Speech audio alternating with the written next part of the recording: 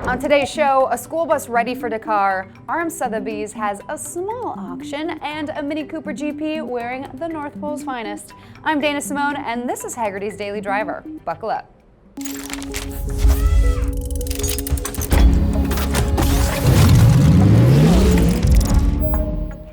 A bus is usually about as boring a vehicle as there is, unless it's this bus. This is the Praetorian, built by TORSUS. Heavy rain or snow, zombie apocalypse, no excuse will keep your kids from learning. And which school district needs something like this? I don't know, but it is easily the coolest school bus on earth. The chassis and powertrain come from MAN, who build these crazy things. The Praetorian has a 6.9-liter diesel engine making 850 pound-feet of torque. And it also has 15 inches of ground clearance and can drive through 3 feet of water and traverse a 33-degree slope. TORSUS advertises a number of uses for the Praetorian, from emergency vehicles to worker transport to adventure tourism. So if you're sending your kids to Demolition Man Elementary School or King of Hammers College, here's your bus. What's the opposite of a bus on HGH? A collection of mini cars, of course. This weekend, a collection of 240 cars were sold at the RM auction in Indiana. And in that collection were 34 tiny classic cars. Look at them. They are so cute. And look at the double bubble van. I hope that you brought enough to share with the rest of the class, sir. And let's not forget about the little Bugatti. Hey, Bugatti. If you want to grow up and be like the Sharon, you have to eat your vegetables, right? And it's honestly hard to tell which of these are toys and which are street legal. But speaking of Mini, here's Buddy the Elf in Mini Cooper form. This is the Manhart F350 Mini Cooper John Cooper Works GP. I mean, you need 2 of these just to transport the name. Manhart is a Dutch aftermarket tuning house who works on everything from Porsches to Jeeps to Toyotas. And they say that this little Christmas present is ready for the racetrack.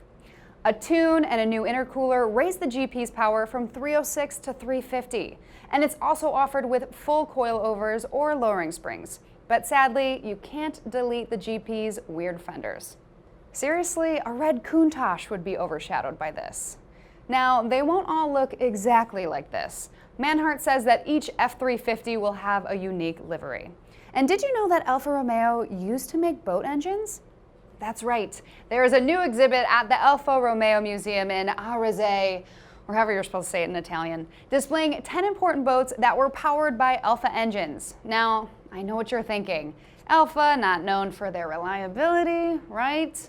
Gorgeous, yes. But if you were heading out to sea, you might prefer to be powered by Honda, Chevy, or the wind.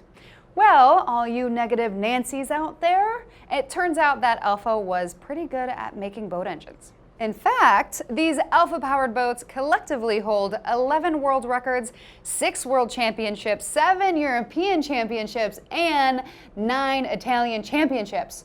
Whew! Alfa used some of their Formula One engineering for the marine engines. For example, let's look at this boat, the Arno II. The engine in this boat shares its architecture with the engine that brought Alfa its first Formula One victory in 1950. But before the F1 season, this engine powered boats that collectively won 3 world championships, a title in Italy, and broke a world speed record. The Lustig II won 3 world titles. And this one, the Molinari Alfa Romeo 2500. It was built by a helicopter company and won the world title in 1966. The exhibit's name is Cavalli Marini, which translates to seahorses. And it's kind of poetic, but also kind of silly. I mean, you sit on a horse, but you sit in a boat. I'd say if this was a display of wave runners, I'd be okay with that. Anyways, that's all for me today. Assuming Tiffany made her connecting flight back, she'll be here tomorrow. Until then, keep driving.